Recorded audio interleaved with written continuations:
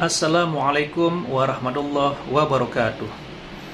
Alhamdulillahirabbil alamin, wassalatu wassalamu ala Rasulillah wa ala alihi wa sahbihi wa mawalah, amma ba'du. Sahabat beriman yang dirahmati Allah, alhamdulillah kita bertemu lagi di channel ini. Doa dan harapan saya, semoga sahabat semua selalu diberikan kesehatan, dimudahkan segala urusannya, dan dilancarkan rezekinya. Amin ya robbal alamin. Pada kesempatan yang berbahagia ini, mari sejenak kita luangkan waktu kita untuk mendengarkan tausiah yang sangat fenomenal dari guru kita, almarhum Kiai Haji Zainuddin MZ. Tentunya banyak sekali ilmu, hikmah, dan manfaat yang bisa kita jadikan pelajaran dalam kehidupan kita sehari-hari. Berikut ini mari kita simak bersama isi kajian dari guru kita, almarhum Kiai Haji Zainuddin MZ. Selamat mendengarkan. Adam itu bapak moyang kita. Dosanya satu, makan buah khuldi. Dikeluarkan dari surga. Kita dosanya banyak, kepengen masuk. Enggak nyambung. Hai Adam, dari tidak ada kamu saya adakan. Saya perintahkan tinggal di surga. Merasa sepi sendirian, saya ciptakan Siti Hawa supaya kamu tenang. Kamu boleh nikmati semuanya. Ini boleh, itu boleh, ini boleh, itu boleh. Makan, makanlah yang kau mau. Minum, minumlah yang kau suka. Pakai, pakailah yang kau senang. Satu yang saya minta, jangan dekati pohon khuldi. Itu kau tidak sanggup, keluar. Diusir dari surga. Sujud Nabi Adam, kata riwayat 40 tahun sujud, membaca Rabbana zalamna anfusana wa illam taghfir lana wa tarhamna lanakunanna minal. Itu namanya istighfarnya Nabi Adam. Istighfar itu kan mengucapkan astagfirullah, basmalah, membaca bismillah. Jangan kayak teman saya disuruh banyak-banyak baca istighfar, benar-benar dia baca istighfar, istighfar, istighfar. Bukan itu maksudnya. Nah, maka salah satu amalan yang sangat dianjurkan di bulan Muharram ini memperbanyak istighfar. Tidak ada orangnya yang tidak. Ayo jujur, ini yang kumpul di sini semua, ada nggak yang nggak punya dosa? Yang merasa nggak punya dosa, ayo ke depan. Ada? Tidak ada. Setiap kita, entah kecil entah besar, sengaja terlupa, pasti mempunyai yang namanya khilaf dan salah. Dan Allah Tuhan kita bukan Tuhan pendendam. Allah Tuhan kita Tuhan yang ramah dan rahmah. Manusia, dosamu banyak, tapi ampunanku lebih banyak. Salahmu besar, rahmatku jauh lebih besar. Kau sujud di hadapanku, aku bangga melihatnya. Kau menangis di hadapanku, aku senyum melihatmu. Kau berjalan menujuku, aku berlari menyambutmu. Karena itu amalan yang sangat dianjurkan di bulan Muharram ini memperbanyak istighfar. Itu kalau istighfarnya Nabi Adam. Ada istighfarnya Nabi Yunus. Ibu kenal Nabi Yunus? Di mana kenalannya? So tahu. Nabi Yunus itu ketika berdakwah kepada kaumnya yang bandel, memberikan peringatan, kalau kalian tidak mau beriman akan turun azab. Kapan Yunus? Akan. Kenapa mesti akan? Sekarang aja kalau mau, saya tungguin. Kurang ajar betul ini umat. Akhirnya Nabi Nuh menghindar dengan perhitungan, kalau azab tidak turun saya sudah jauh. Meragukan janji Tuhan. Lalu naik kapal, dinaiki oleh Yunus, kapal mogok. Dicari siapa biang keroknya ini. Diundi, ternyata Yunus. Sampai 3 kali diundi. Dibuanglah Yunus ke dasar laut. Ditelan oleh ikan nun atas perintah Allah. Telan itu Yunus. Jangan pakai dikunyah, rusak urusan. Telan saja, simpan di perutmu. dibawa oleh ikan nun ke dasar lautan. Itu yang oleh Quran dikatakan bertemulah 3 macam kegelapan, zulumatun salas, gelapnya tengah malam, gelapnya di dasar laut, gelapnya di dalam perut ikan. Itu namanya peteng, mbahnya gelap. Di perut ikan itulah Nabi Nuh sadar akan kesalahannya, meragukan janji Allah, meragukan janji Allah. Ia sujud di dalam perut ikan itu, membaca la ilaha illa anta subhanaka inni kuntu. Itu istighfarnya Nabi Yunus. Dibacakan istighfar begitu, ikan sakit perut, Pak. Di dasar laut kemana mau cari apotik? Dia naik ke permukaan, memuntahkan isi perutnya. Nabi Yunus keluar dengan selamat. Itu pun terjadi pada hari ke-10 bulan Muharram. Istighfar intinya itu. Itu amalan utama bulan Muharram, memperbanyak istighfar. Allah selamatkan Nabi Nuh dari bahtera banjir yang luar biasa 10 Muharram. Allah selamatkan Nabi Ibrahim dari pembakaran Raja Namrus 10 Muharram. Setelah Nabi Ibrahim itu menghancurkan berhala-berhala, Abrahat pulang mau ibadah, lihat Tuhannya berantakan, marah besar. Siapa yang menghancurkan Tuhan-Tuhan kita ini? Ada yang lapor, kami lihat Ibrahim. Tangkap. Belum ada bukti, tangkap dulu yang penting, bukti belakangan. Tangkap. Wah, dikerahkanlah aparat, tangkap Nabi Ibrahim. Disidang langsung oleh Abrahat, oleh Namrus maksud saya. Ibrahim, kau yang menghancurkan berhala-berhala kami ini, Tuhan-Tuhan kami. Siapa bilang? Ada yang lapor. Saya dengar enggak semua berhala itu hancur. Ada yang paling besar, angkat tangan, saya lihat ada kampak di tangannya. Barangkali yang besar itu iseng tuh, yang kecil-kecil dikampakin. Tanya aja sama dia, kamu gila? Kenapa? Masa kami disuruh nanya berhala? Nggak bisa jawab. Nggak bisa jawab. Lah kenapa disembah? Lebih gila mana sih? Tahu nggak bisa jawab kenapa disembah? Kurang ajar kamu Ibrahim. Bakar, dibakar. Ketika Ibrahim dilempar ke kobaran api yang menggunung, Allah perintah api, ya naru kuni bardan wa salaman ala Ibrahim. Hai api, dinginlah sampean. Api Madura waktu itu, Pak. Hai api, dinginlah sampean, selamatkan Ibrahim. Api tunduk kepada perintah Allah. Ibrahim masuk ke kobaran api, selembar rambut pun tidak terbakar. Kenapa? Apinya tunduk kepada perintah Allah. Kenapa? Karena Ibrahim orang yang takut kepada Allah. Api tunduk kepada perintah Allah. Kalau kita baca ayat itu, masuk ke api, mateng. Sudah hadirin yang saya muliakan, oleh karena itu selamatnya Ibrahim dari pembakaran Raja Namrud itu pun pada 10 Muharram, Yaumul Asyura, hari ke-10 dari bulan Muharram. Imedia. Bapak Ibu hadirin hadirat yang saya cintai, sebagian kecil tentang Nabi Adam, Nabi Ibrahim dan Nabi Yunus, tapi saya belum menceritakan tentang Nabi Nuh tadi. Mengulang kaji, Nabi Nuh salah seorang rasul yang masuk ulul azmi 5 besar, karena memang perjuangannya menggambarkan satu usaha yang ulet dan luar biasa. Beliau diberi umur 950 tahun, lalu berdakwah selama 900 tahun, sore, pagi, siang, malam, dapat pengikut tidak lebih 80 orang. Rata-rata 10 tahun satu. Kalau saya minta berhenti aja jadi nabi, Pak.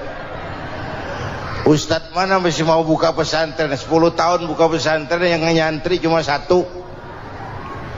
Pedagang mana yang masih mau dagang? 10 tahun dagang, yang beli 1. Pimpinan partai mana yang masih mau kampanye? 10 tahun buka partai, yang nyoblos 1. Bangkrut. Umatnya bandel, kurang ajar, durjana, bajingan, tengik. Umatnya Nabi Nuh ini kalau diceramahi telinganya ditutup dengan tangannya. Nabi Nuh akhirnya rekes, Tuhan, siang malam saya berdakwah kepada umat ini, tiap kali saya sampaikan dakwahmu mereka tutup telinganya dengan tangannya, alergi dengar ceramah. Apa itu ceramah? Non profit. Saudara-saudara, jadi mau kamu gimana? No, sudah Tuhan, habiskan saja orang kafir. Nanti kalau punya anak, anaknya pun kafir lagi, lebih baik bapak moyangnya sikat habis. Biasanya kalau bapak kalong, anak kampret. Bapak nyolong, anak nyopet. Fotokopi gimana aslinya? Hampir habiskan saja. Itu mau kamu, Nuh? Iya. Oke. Nanti aku turunkan banjir, Nuh, buat kapal. Dengan apa saya harus buat kapal, Nuh? Ya dengan kayu, kata Tuhan. Kayunya dari mana, Tuhan? Ya dari pohon, Nuh. Pohonnya belum ada, Tuhan. Ya tanam dulu, Nuh. Bikin kapal kayunya nanam pohon. Apa artinya? Perjuangan perlu kesabaran. Sukses itu ada prosesnya. Nggak bisa simsalabim abracadabra lalu kita mau sukses. Semua ada prosesnya. Walaupun kenyataannya begitu, sukses banyak bapaknya, gagal itu yatim. Kalau kita sukses banyak yang ngakuin, yang baru ketemu pakai manggil encing. Ketemu baru, tapi sukses banyak bapaknya. Gagal yatim, nggak ada yang mau ngakuin kalau kita gagal itu. Udah bikin kapal dengan kayu di tengah kampung, bikin kapal ini. Bayangkan di tengah kampung bikin kapal, orang kafir makin menjadi-jadi. Lihat Nuh, kenapa? Makin sarap. Bikin kapal di tengah kampung, mau belayar kemana? Tuh lihat, kalau orang nggak tahu tujuan, mountain setengah jalan. Proses yang dinilai bukan finalnya. Ya kayak gitu kesimpulannya. Saya enaknya sendiri. Bikin kapal, kapal mendekati selesai, ini orang kafir rame-rame datang ke kapal Nuh. Mau apa? Buang najis. Sakit perut, berangkat ke kapal Nabi Nuh. Nongkrong, dapat 2-3 tumpuk, pulang. Penuh lantai kapal dengan najis manusia. Inilah perjuangan. Bukan jalan raya lurus bertabur bunga di kanan kirinya. Banyak ondak dan duri, fitnah, caci maki, antipat, segala macam. Nuh. Ada orang tua dasar kafir, kurang ajar, sudah stroke berangkat juga ke kapal Nuh. Mau buang najis, pincang-pincang digotong orang. Selesai buang najis dia bangun mau pulang, pegangan tiang kapal terpeleset, jatuh di atas tumpukan najis. Terjadi keajaiban, yang struknya sembuh, lumpuhnya hilang, berangkat digotong-gotong pulang, jalan gagah sekali. Tapi orang kampungnya heran, ente sudah sembuh? Sudah. Berobat di mana? Kok begitu paten? Di kapal Nuh. Masih banyak.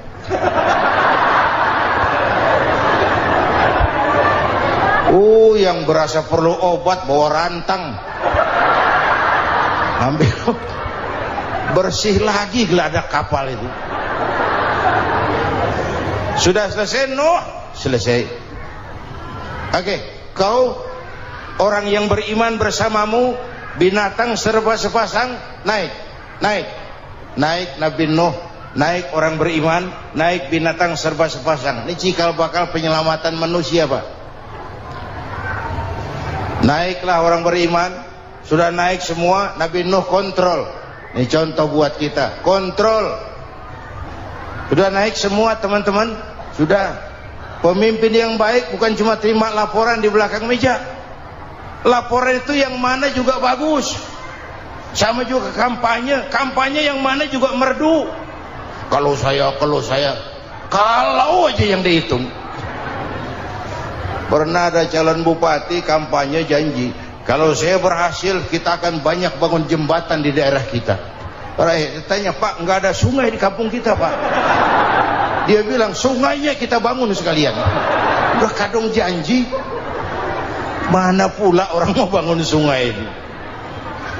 Saudara-saudara, kontrol. Jangan cuma tunggu laporan di belakang meja. Semua laporan bagus. Ya, Bu? Bu?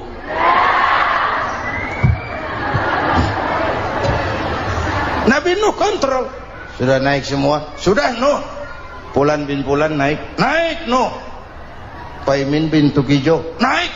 Kami lihat naik. Ada orang Jawa juga, Kiai? Ada. Sudah kontrol. Kanan anak saya ikut nggak naik kapal? Kami tidak lihat itu, Nuh. Kanan. Ini potret. Bapaknya aktif ke masjid, ibunya rajin ke majelis taklim, anaknya keleleran kemana-mana.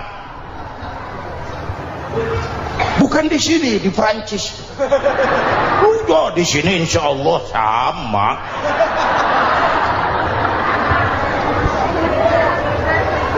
Nuh karena sayang anak, Nuh karena cinta anak, Nuh karena tanggung jawab anak, cari naik ke atas kapal. Lihat Kanan anak saya? Nggak lihat, Nuh. Turun ke ruang bawah, periksa lagi. Mang, ayah Kanan di dia. Jamaah Tasik ini rupanya di dalam. Tuh ayah, Mang. Ayah ke mana ya budak ini?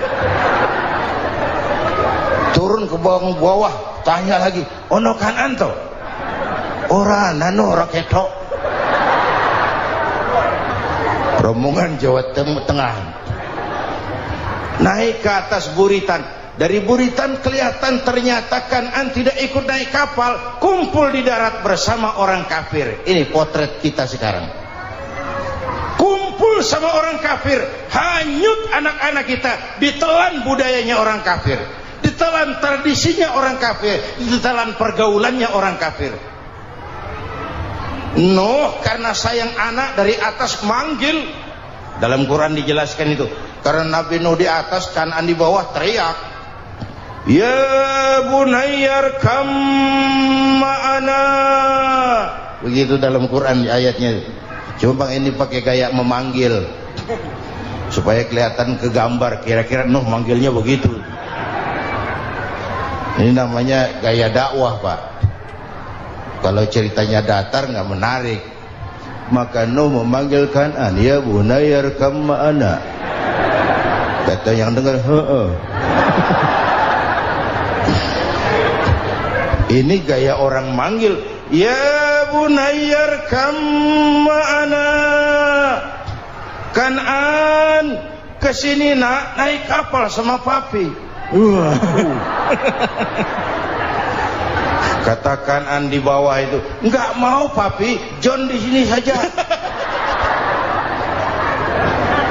Kata Nuh, jangan nak, Allah sedang murka, akan turun banjir. Kalau datang banjir papi, sa'awi ila jabalin ya'simuni minal ma', saya akan naik ke gunung tinggi yang bisa menyelamatkan saya dari banjir. Kanan naik ke gunung, gunung dihantam banjir, Kanan mati. Sampai sekarang. Yang kelima, Nabi Musa, kisah Muharramnya ini. Lahir dalam kondisi yang sulit. Karena Fir'aun mimpi akan lahir seorang anak dari keturunan Bani Israel yang akan menghancurkan kerajaannya. Kata Fir'aun, sudah lahir belum anaknya? Belum. Kalau gitu mulai malam ini laki-laki dilarang bergaul sama istrinya. Semua perempuan hamil di bawah pengawasan negara. Mulai hari ini kalau lahir anak laki-laki terutama Bani Israel, penggal. Satpol PP disiapkan. Udah ada kayaknya. Ada. Patroli. Bayangkan, nah Fir'aun itu bikin undang-undang seenaknya sendiri. Apalagi merasa kekuasaannya dalam ancaman. Penguasa manapun kalau merasa dalam ancaman, panik. Padahal kekuasaan itu kayak harimau. Makin lama ditaiki, makin sulit turun. Kenapa? Karena macannya makin lapar. Naik terus capek, turun dimakan harimau. Serba sulit. Saudara-saudara, kalau kita mau belajar dari Pak Harto, saya melihat kekurangan Pak Harto cuma satu, terlambat berhenti.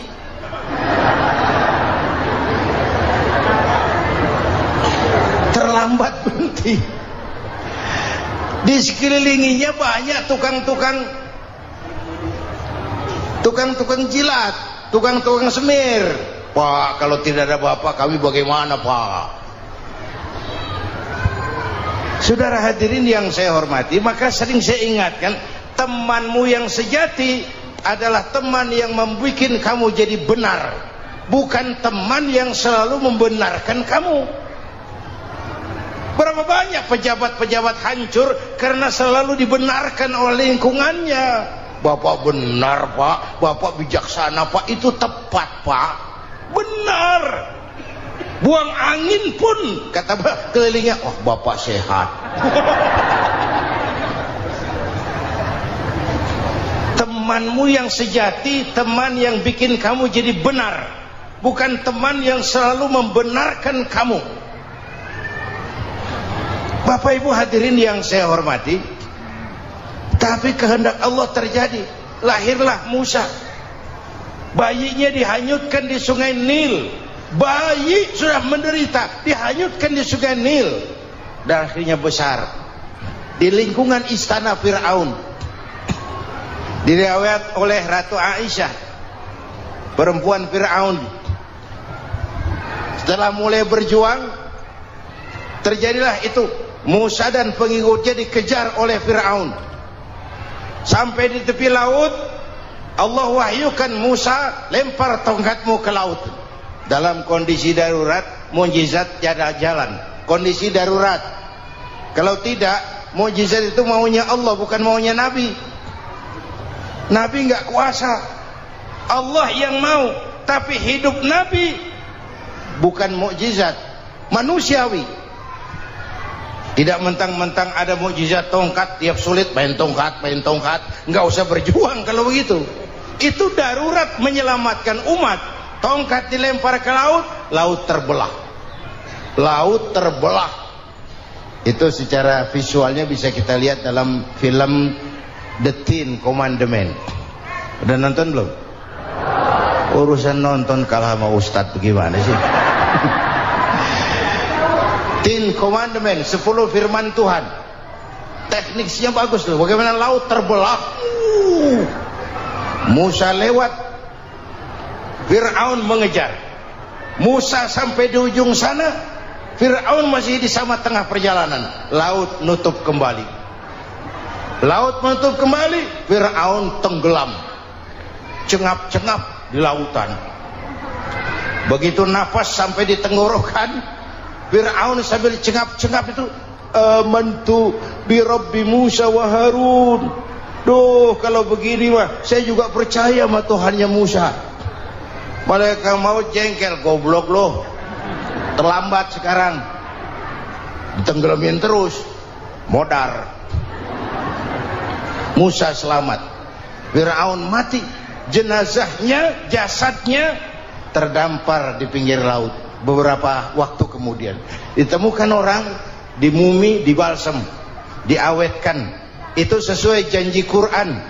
Wa kadzalika nunajjika bi badanika litakuna liman khalfaka ayah. Kami selamatkan badan kamu agar jadi pelajaran bagi orang-orang sesudah kamu nanti. Janji Quran tepat. Janji itu 14 abad yang lalu. Jasad Fir'aun ditemukan, dimumi, diawetkan, dibalsem. di bawah nama Pharao Ramses II. Sekarang tersimpan di Museum Negara di Mesir. Kapan-kapan nanti ibu main ke Mesir, mampir. Naik ojek paling berapa itu? Oh, orangnya tinggi, hidungnya mancung, pokoknya pantaslah jadi Firaun. Selamatnya Musa di kejaran Firaun di ujung sana itu terjadi pada hari ke-10 bulan Muharram, yang oleh orang Nasrani diperingati dengan hari raya Paskah. Mereka melaksanakan puasa, mensyukuri nikmat keselamatan dari kejaran Firaun. Makanya kalau kita ikut puasa di bulan Muharram bukan mengikuti syariatnya Nasrani, salah. Karena Nabi mengajarkan, itu sumbernya, bukan ikutan sama ibadahnya Israel. Tapi memang agama ini kan merupakan mata rantai. Datang Rasul baru melengkapi Rasul sebelumnya, datang Rasul baru melengkapi Rasul sebelumnya. Mata rantai yang berkaitan. Setelah Muhammad selesai, selesailah tugas Nabi dan Rasul. Selesailah misi Nabi dan Rasul. Tidak ada Nabi lagi sesudah Nabi Muhammad. Itu harga mati, titik. Gak ada kompromi. Siapapun sekarang ini nggak datang ngaku jadi Nabi, wajib tidak percaya. Wajib tidak percaya. Tapi kaitannya memang, kita bilang Nasrani, orang bahasa Arab, bahasa Ibraninya Nazaret, Nasiroh, Nazaret. Itu beda dialek. Kita Daud, dia David.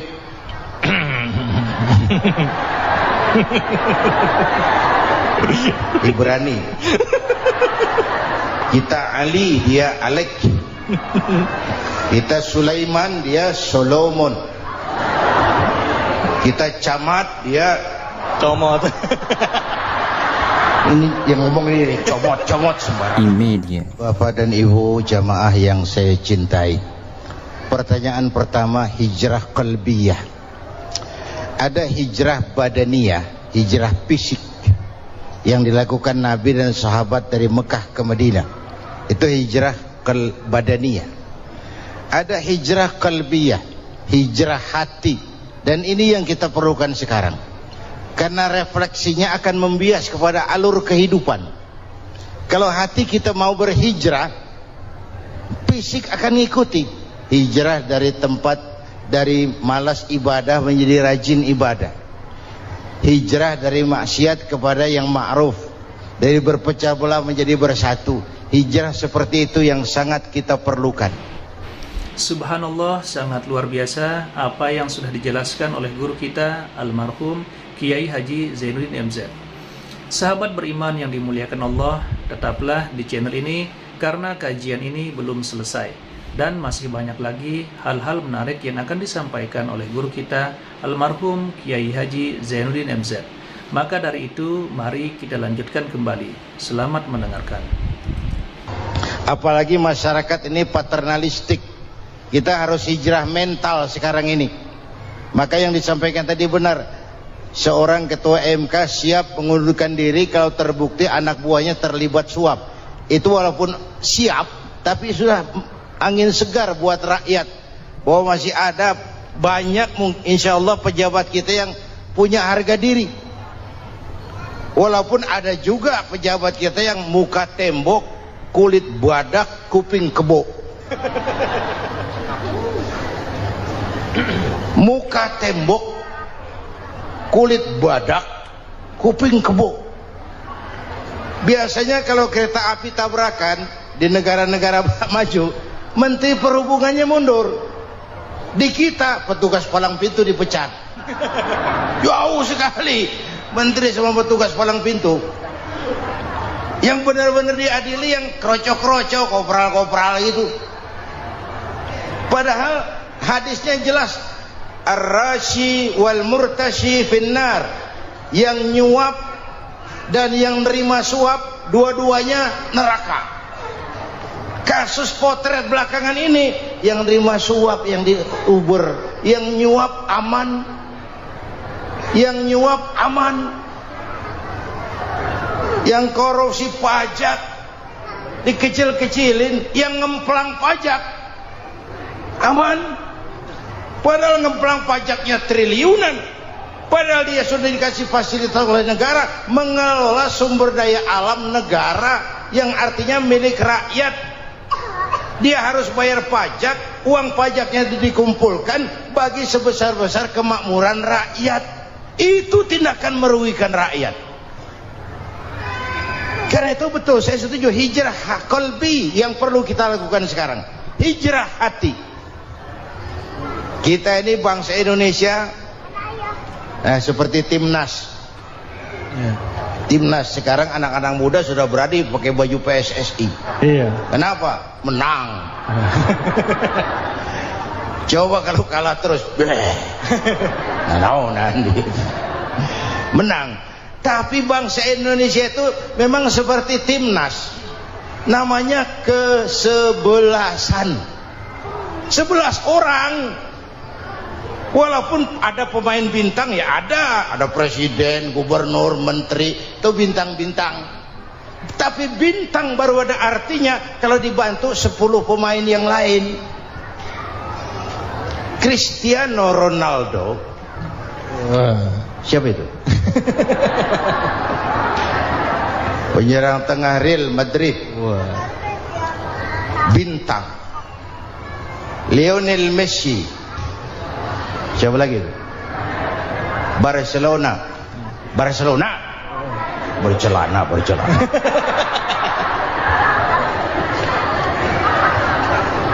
Michael Rooney, bintang Manchester United. Ronaldo baru bintang, Messi baru bintang kalau ada 10 pemain yang lain. Bagaimanapun hebatnya Cristiano Ronaldo, kalau sendirian lawan satu kesebelasan, babak belur. Itulah kita, bangsa Indonesia. Kita satu kesebelasan, harus saling memperkuat. Ada bangsa kita ini yang jadi jaksa, ada yang jadi hakim, ada yang jadi polisi. Itu posisi penyerang tengah, kiri luar, kanan dalam, back, striker, kiper, posisi. Tapi sadar kita satu kesebelasan, Bung. Jangan bikin gol ke gawang sendiri. Kalau punya bola bagus, operan dong sama temannya. Yang bisa menciptakan gol, operan. Ada yang jadi pengusaha besar, bagus boleh. Punya untung besar, operan. Kasih masjid, kasih pesantren, operan. Ini kesebelasan kita kalau punya bola, pelitnya setengah mati, Pak. Nggak mau ngoper. Bawa sendiri, mending bikin gol. Enggak. Kita ini satu kesebelasan. Satu sama lain harus saling memperkuat. Bahwa ada penyerang tengah, itu si posisi. Tapi kalau memang peluang memungkinkan, ayo dong operan. Saya iri sama kesebelasan Nasrani di Indonesia. Mereka kalau punya bola, operannya cakep. Gereja cepat selesai, rumah sakit Kristen cepat selesai. Kenapa? Operannya bagus. Kita ini kalau punya bola bawa sendiri, nggak mau ngoper. Maka masjid nggak selesai-selesai, madrasah banyak yang bocor, rumah sakit Islam kalah bersaing. Kenapa? Operannya berat. Ayo menyadari kita ini timnas, satu kesebelasan. Jangan menjegal kawan seiring, kawan sendiri dijegal. Sudah musuh terlalu kuat, gawang sendiri dijebol. Akhirnya terbalik kita ini.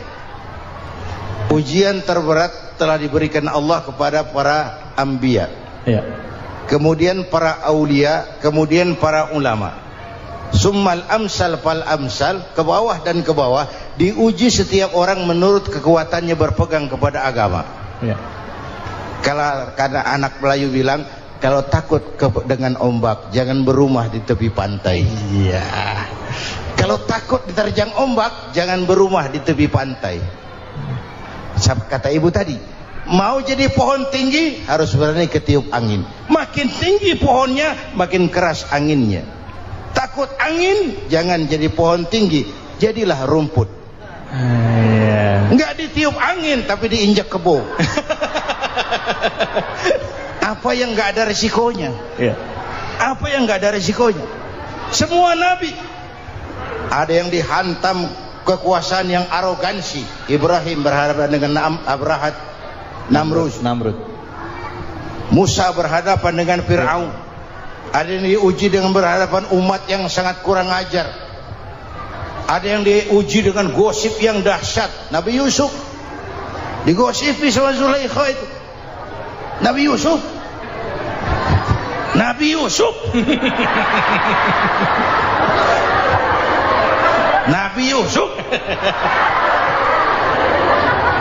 Yang namanya gosip itu kan menyebarkan keburukan orang. Kalau benar saja hukumnya ghibah. Kalau salah hukumnya fitnah. Fitnah lebih bahaya dari pembunuhan. Benarnya ghibah, salahnya fitnah. Saudara hadirin yang saya hormati, jadi resiko itu biasa. Tidak ada yang tanpa resiko. Kalau takut ombak, jangan berumah di tepi pantai. Tinggal bagaimana kita menyikapinya. Kalau kita dewasa, ini bagian ibadah saya kurang, mungkin karena dia omongin orang, tambah pahala saya. Mungkin karena dia omongin orang, tambah pahala saya. Maka saya ngadepi gosip sepatah pun saya nggak ngomong. Saya cicing. Saya percaya masyarakat itu punya filter. Amin. Saya percaya Tuhan tuh nggak tidur. Alhamdulillahirabbil alamin. Itulah tadi tausiah yang sangat luar biasa yang disampaikan oleh guru kita almarhum Kiai Haji Zainuddin MZ. Banyak sekali ilmu, hikmah dan manfaat yang bisa kita jadikan pelajaran dalam kehidupan kita sehari-hari. Sahabat beriman yang dimuliakan Allah, mari kita doakan guru kita, semoga beliau diampuni segala dosa-dosanya dan dilapangkan kuburnya. Amin ya rabbal alamin. Dan buat sahabat semua yang sudah setia menyimak tausiah ini sampai selesai, saya ucapkan terima kasih banyak. Semoga Allah Subhanahu wa Ta'ala senantiasa selalu melimpahkan rahmat dan karunia-Nya kepada sahabat semua, selalu diberikan kesehatan, dimudahkan segala urusannya, dan dilancarkan rezekinya. Amin ya rabbal alamin. Demikian yang dapat saya bagikan, kurang lebihnya mohon maaf. Sampai bertemu lagi di kajian berikutnya. Wabillahi taufik wal hidayah, waridha wal inayah. Wassalamualaikum warahmatullahi wabarakatuh. Setelah kita mendengarkan bersama tausiah yang sangat luar biasa yang sudah disampaikan oleh guru kita Al-Makrullah Kiai Haji Zainuddin MZ, mari kita lanjutkan aktivitas kita masing-masing. Semoga apa yang sudah disampaikan oleh beliau bermanfaat untuk kita semua. Dan buat sahabat semua, selamat menjalankan aktivitas. Semoga sehat selalu dan dilancarkan rezekinya. Amin ya rabbal alamin. Sampai bertemu lagi di video butiran ilmu berikutnya. Salam sukses selalu. Wassalamualaikum warahmatullahi wabarakatuh.